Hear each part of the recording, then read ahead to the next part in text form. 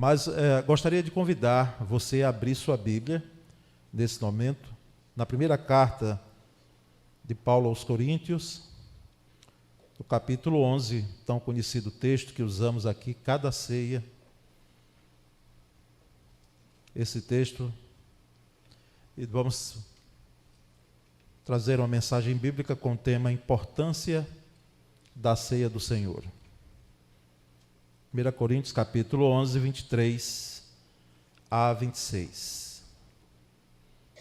1 Coríntios 11, 23 a 26.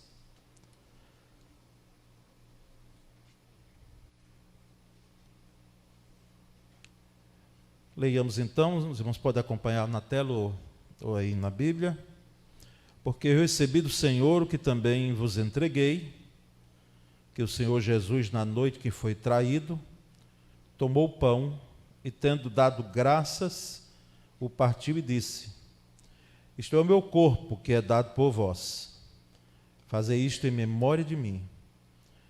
Por semelhante modo, depois de haver ceado, tomou também um cálice, dizendo: este cálice é a nova aliança no meu sangue.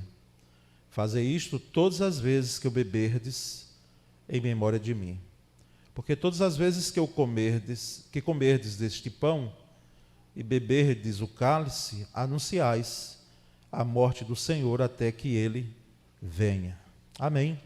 Vamos orar um pouco mais. Senhor, nós pedimos graça, a graça que traz a iluminação na tua palavra, para que eu possa transmiti-la com fidelidade ao texto e que possa alcançar o coração dos ouvintes aqui, todos nós. Ó Pai bendito, faz com que esse texto nós possamos não apenas compreender plenamente, mas também podermos viver o que esse texto traz claramente. Nós oramos e agradecemos em nome de Jesus. Amém. De fato, meus irmãos, a ceia do Senhor, e alguém um dia me perguntou: tem problema, pastor, se chamar Santa Ceia do Senhor, como algumas igrejas chamam, não é? E eu já vi críticas, alguém tecendo, disse: não, santo é o Senhor, como cantamos, né? É o único que é santo. Não há problema algum, irmãos, de chamarmos Santa Ceia do Senhor, porque até nós mesmos, tão frágeis, imperfeitos como somos, a Bíblia nos chama de santos. O apóstolo Paulo diz que nós somos santificados em Cristo Jesus.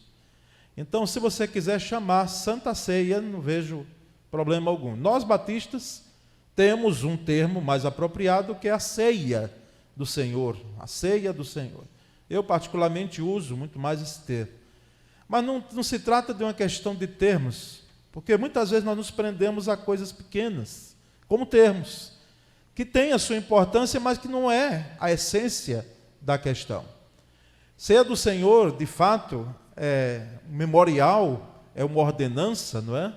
Dada por Jesus Cristo, e que nós vamos ver nesse texto, o apóstolo Paulo, ele sendo um instrumento vivo, né, poderoso, maravilhoso nas mãos de Deus, para trazer mais luz àquilo que os evangelhos, Mateus, Marcos, Lucas, dos 4 evangelhos, 3 deles, o registro daquela ceia de Jesus com seus apóstolos. Então, Paulo aqui, ele vai num primeiro momento dizer, no versículo 23, pode passar a tela seguinte: porque eu recebi do Senhor o que também vos entreguei, que o Senhor Jesus, na noite que foi traído, ele tomou o pão. Então, em que implica essa importância da ceia do Senhor? Quais são os aspectos que podemos levantar, os fatores, os elementos, não é? Que consistem em entendermos o que significa a ceia do Senhor a partir desse texto da lauda de Paulo, escrevendo a igreja em Corinto. Primeiramente, irmãos, é que a ceia não é uma invenção da igreja. Não é uma invenção, uma criação da igreja. A igreja lá, apostólica, não é? No primeiro momento, a igreja primitiva, como chamamos, nos seus primeiros momentos, inventou, criou. Não. O apóstolo Paulo aqui diz claramente de que ele recebeu de quem? Do Senhor. Então, ceia é algo que Deus criou em Cristo Jesus, instituído por Jesus, para que a igreja ela possa fazer uso, ela possa celebrar. Então, esse é um primeiro aspecto fundamental. Ceia é dada por Cristo à igreja, é de Cristo e veio de Cristo. Então, não é uma criação da igreja cristã, evangélica, não. O apóstolo diz que ele recebeu do Senhor Jesus e ensinou. Em algumas versões tem que ele entregou, né? Porque eu recebi do Senhor, eu lhes entreguei, ou seja, eu ensinei. E ensinar é muito bom para que a gente tenha a noção clara do que significa a ceia do Senhor. Mas esse é um primeiro aspecto. Ceia dada por Jesus, instituída por Jesus, vinda por Jesus. E no versículo 24, nós percebemos que o apóstolo vai e diz, e tendo dado graças. E eu sublinhei ali, para justamente trazer um segundo elemento que compreende a ceia do Senhor, além dela ser nascida, oriunda em Cristo Jesus, é que é preciso ser feita, celebrada com gratidão no coração. Porque Jesus assim fez. E ali está o modelo. Ele deu graças, tomou o pão e deu graças. Não é? Se nós devemos agradecer a alimento que nós colocamos em nossa boca, pelo menos aqui na nossa cultura, 3 vezes ao dia, não é? Ceia mais ainda, porque não tem a conotação de um alimento qualquer, não, mas ela precisa ser feita com o coração grato, cheio de gratidão. Por isso que Jesus aqui, ele vai deixar através do apóstolo Paulo, inspirado pelo Espírito Santo, de que é preciso gratidão no coração quando nós celebramos ceia. E como nós temos? Gratidão porque sabemos das implicações em relação à morte de Cristo, a vinda de Cristo, a sua morte, a sua ressurreição para todos nós. Quantos motivos de gratidão temos em relação à ceia do Senhor? E diz o versículo 24, diz que ele partiu o pão e disse, isto é o meu corpo que é dado por vós. Então há um terceiro elemento aqui. Ninguém tirou a vida de Jesus. Não foi Roma que tirou. Ele não foi acusado por Roma e morto por Roma.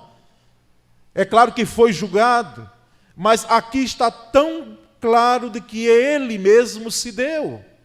Como lá no episódio da crucificação, quando ele percebeu que estava tudo se cumprido, ele mesmo expirou, ele mesmo deu o brado, ele mesmo teve, digamos, o controle da situação, dado por Deus para que não fosse tomada a vida, mas fosse dada. Há uma diferença enorme aqui, irmãos, porque o corpo de Jesus foi um corpo dado, entregue por nós. Então foi doado. Por isso que alguém disse de maneira muito apropriada, de que quem levou Jesus até a cruz não foi a acusação romana, não foram aqueles fariseus, saduceus, aquelas classes religiosas e políticas, não. Quem levou Jesus até a cruz, além do meu pecado, sim, mas foi o amor dele, por mim e por você. Não tenha dúvida de que o amor de Deus em Cristo Jesus impulsionou ele até a cruz para que ele pudesse dar a sua vida por amor. Entendo plenamente que foi o meu pecado e como não? Porque o profeta Isaías disse que todos nós estávamos desgarrados como ovelhas, cada um se desviava pelo seu caminho, mas o Senhor fez cair sobre ele, Cristo Jesus, a iniquidade, a transgressão, o pecado de todos nós. Mas o amor dele é algo também maravilhoso e sublime. Por isso que essa divisa da campanha de missões nacionais, tão conhecida nossa, porque Deus amou o mundo de tal maneira que deu o seu Filho. É uma doação, é uma entrega. Então o apóstolo Paulo aqui lembra, diz que esse corpo foi dado por nós. E ele vem e diz, fazei, usa o verbo fazei, por isso que nós entendemos a ceia como uma ordenança. Uma ordenança. Alguns segmentos religiosos entendem como um sacramento, que confere graça, não é? Que confere graça, mas nós não. Batistas e outros entendem aqui um memorial que não deve ser feito aleatoriamente, displicentemente, mas ele não confere graça, mas é uma ordenança, ou seja, a igreja deve fazer sistematicamente. A igreja deve celebrar. Anos atrás eu estava numa cidade de Alagoas, fazendo parte de um projeto evangelístico, e aí já vai bom tempo, não é? Aqui já vão anos, mas conversando com pastores ali na roda, num momento de intervalo, a gente conversando, comendo alguma coisa, aí um deles disse, olha, em minha igreja eu só celebro a ceia do Senhor lá no dia 31 de dezembro, às vezes na Páscoa, não é? E aí a gente olhou assim um para o outro, porque se tratava de igrejas batistas, não é? Porque se fosse de outros segmentos, e nós olhamos assim e dizemos, rapaz, tem algo errado aí, porque ceia do Senhor não deve ser feita displicentemente, como eu disse, aleatoriamente, mas ela precisa ser feita sistematicamente, até que Jesus venha.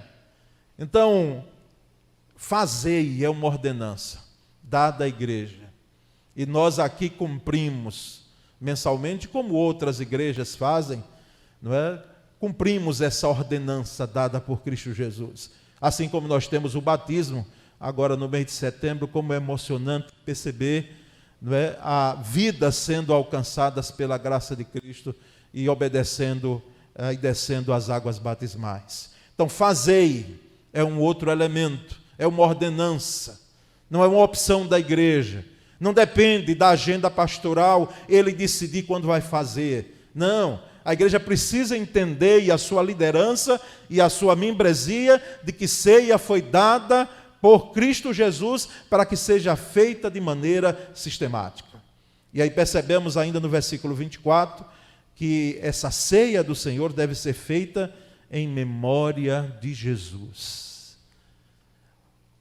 Se você se admira quando tem a expressão, isto é o meu corpo, ou seja, o pedaço do pão, o apóstolo Paulo dizendo tão claramente, Jesus, lá nas narrativas dos 3 evangelhos, ele também diz, isto é o meu corpo, esse pão é o meu corpo. Mas você vai notar nas 3 narrativas dos evangelhos, e você vai perceber também, meu irmão, aqui o apóstolo Paulo deixando claro de que era em memória dele. É um memorial. Fazer isto em memória de mim. Ou seja, respeitamos os que pensam diferentes, como eu costumo dizer, mas nós entendemos que o corpo de Cristo, ele está glorificado hoje, ele senta no trono, ele está sentado com o corpo glorificado. Ele hoje não se pode um pedaço de pão se transformar, por mais que nós cremos em milagre, no corpo real de Jesus. Essa celebração deve ser feita em memória, é pensando no sacrifício de Jesus. Quando celebro, eu costumo dizer, se os irmãos percebem, como os evangelhos relatam tão minuciosamente. Porque note-se, não é assim, alguns episódios bíblicos, um evangelista faz menção, o outro não faz. Em um outro episódio, um faz de forma mais detalhada, o outro faz de forma mais concisa. Mas prisão, morte, crucificação e ressurreição. Todos os 4 evangelhos, eles fazem menção minuciosamente desses episódios. Então, de fato, é para ser feito em memória de Jesus Cristo. E no versículo 25 seguinte, ele diz: por semelhante modo, depois de haver ceado, tomou também o cálice. Aqui Paulo está narrando o que ocorreu com Cristo Jesus e que o próprio Jesus posteriormente entregou a ele, porque ele, embora sendo judeu, ele não estava lá no grupo apostólico, naquela noite em que Jesus foi traído. E por semelhante modo, depois de haver ceado, tomou também um cálice, dizendo: este cálice é a nova aliança no quê? No meu sangue. E aqui, irmãos, há algo profundo, maravilhoso, esplendoroso, e coloque adjetivo quanto mais você quiser. Porque enquanto na antiga aliança, note bem isso, havia a necessidade do sacerdote chegar, oferecer um cordeiro, imolar-se um cordeiro, sem manchas, sem defeitos, e às vezes quando o povo trazia, isso foi motivo, lá na antiga aliança, dos profetas levantarem e dizerem: ei, Deus não requer que você traga, Ele não exige que você traga dessa forma, é preciso ser sem defeito, é preciso ser perfeito, é preciso ser sem manchas, ou seja, haviam critérios, todos eles na antiga aliança, para que esse cordeiro fosse imolado. E o sacerdote imolava primeiramente por ele, pelos pecados dele, e depois imolava para aquele que trazia o cordeiro, ou para o povo, quando era uma questão de festividade. Isso na antiga aliança. Era um derramamento de muito sangue. Os irmãos imaginem quantos animais. Celebrações do rei Davi, nós temos números assim, que a gente fica dizendo: meu Deus, quanto sangue não foi. Tudo isso apontava na antiga aliança para uma nova aliança no sangue de Cristo Jesus, que de fato, por uma vez, por todas, Ele se entregou por nós, Ele se doou por nós, e hoje não há necessidade alguma de alguém imolar nada mais, de alguém se oferecer como sacrifício ou fazer sacrifícios nenhum, porque o sacrifício de Cristo Jesus, ele foi suficiente. Ele cumpriu cabalmente a nova aliança do sangue de Cristo, porque este cálice, como disse o apóstolo Paulo, é o cálice da nova aliança no meu sangue. Jesus está dizendo aqui: eu instituí algo novo. Não é mais na antiga aliança, que era baseada em sacrifícios, muitas vezes trazidos pelo homem, e era baseada numa antiga aliança, numa obediência às leis, que ninguém cumpriu, mas agora é uma nova aliança baseada no meu sacrifício único. Esse é um aspecto maravilhoso. E aí se repete: fazer isto, ou seja, é uma ordenança, todas as vezes. E aqui, irmãos, esse todas nos dá autoridade para dizer que ceia não deve ser pontual, esporádica. Todas as vezes dá a ideia de algo sistemático. Todas as vezes que eu beberdes, em memória de mim. E nós vamos ao versículo 26 e último. E diz que: porque todas as vezes que comerdes este pão e beberdes o cálice. É claro que há alguns segmentos que fazem a Eucaristia apenas com o pão, mas o modelo bíblico é pão e vinho, tá certo? Os dois.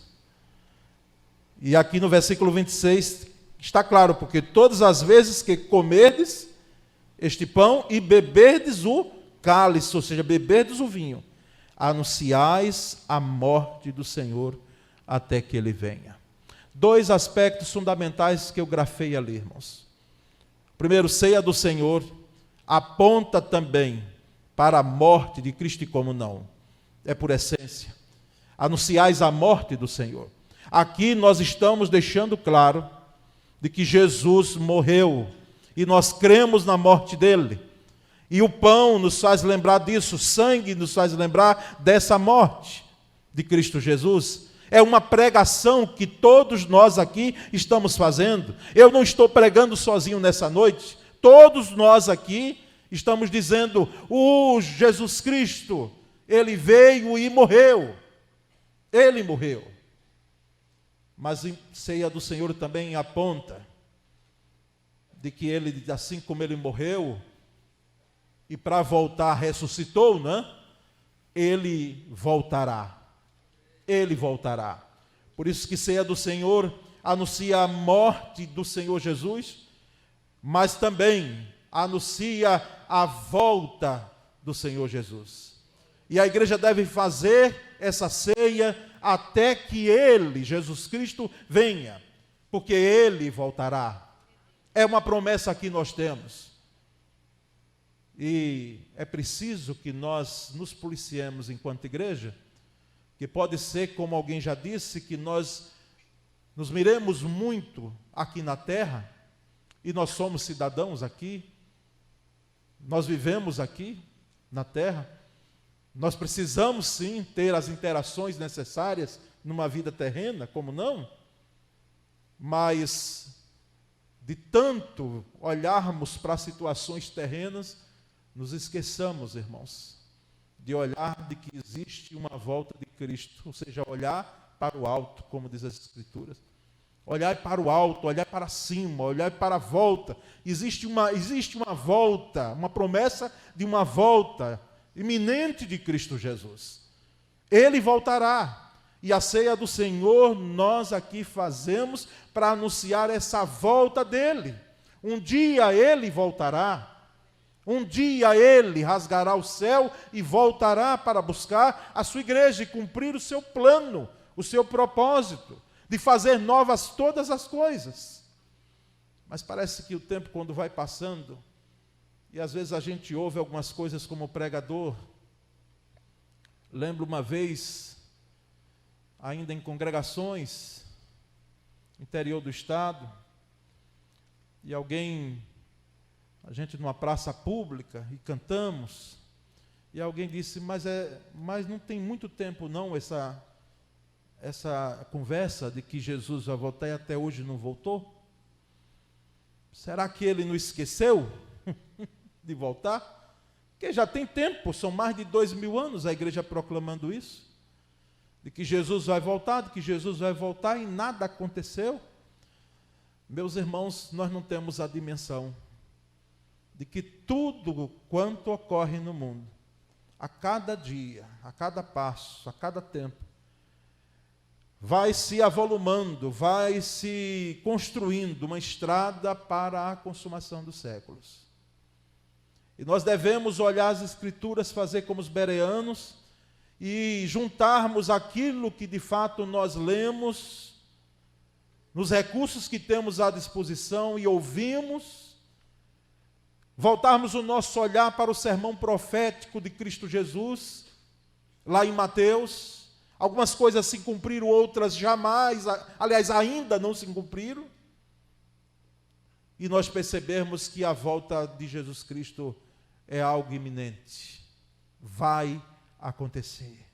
E a igreja do Senhor precisa estar preparada. Precisa estar preparada. Para que nós possamos fazer parte desse rebanho de Cristo, a ponte única é Jesus Cristo. Tão claro, tão repetido, nós pregadores fazemos uso tanto, mas vamos fazer quantas vezes for necessário. Há um só mediador entre Deus e os homens, Jesus Cristo. Há um só mediador. Há um só caminho que nos leva a Deus, é Jesus Cristo. Há só um que pode redimir e salvar. Não existem outros redentores. É o Cristo Jesus que venceu, como nós cantamos. E aqui eu chamo a atenção de você que é membro da igreja. Você precisa ser membro da igreja terrena, no nosso caso aqui, membro da primeira igreja e os irmãos de outras igrejas que estão conosco. Mas nada valerá a pena, note bem isso, nada, que você pode muitas vezes ser membro de uma igreja, por mais absurdo que seja, mas pode acontecer isso, mas o seu nome não está arrolado na igreja do Senhor Jesus Cristo. Sabe por quê? Porque tem gente que muitas vezes ela entende e ouve o Evangelho, mas nunca nasceu de novo. Nunca. Até parece, mas nunca. De forma que é preciso, com seriedade, nós perguntarmos ao nosso coração se nós somos mesmo de Cristo Jesus, se fazemos parte da igreja do Senhor. A partir do púlpito dos pastores até a membresia, passando pelos líderes, porque nós sabemos, meus irmãos, que isso é muito sério. É muito sério. Jesus está às portas. E nós sabemos que alguns fenômenos que nós temos, e que às vezes a gente lê, ouve, alguém manda, e nessa correria da vida a gente não vai. Mas quero só lembrar você de que as obras criadas por Deus, elas são criadas e elas não são eternas. Hoje a ciência já diz, e a gente não esperou para que a ciência dissesse, com todo respeito à ciência que precisamos ter, de que a luz do sol ela não é eterna, não é para sempre. Hoje já se percebe, com estudos da NASA, de que essa luminosidade do sol ela tem diminuído. E aí a gente lembra de palavras bíblicas de que o sol, ele deixará de ter o seu fulgor. Os terremotos que nós percebemos que às vezes só ocorrem em algumas regiões, como a própria geografia ou geologia, essas ciências que tratam dessa parte do conhecimento humano, nós percebemos tremores de terra onde nem se imagina. E o sermão profético de Cristo Jesus sendo se cumprindo a cada dia. E tendo uma proximidade do que nós chamamos de princípio de dores.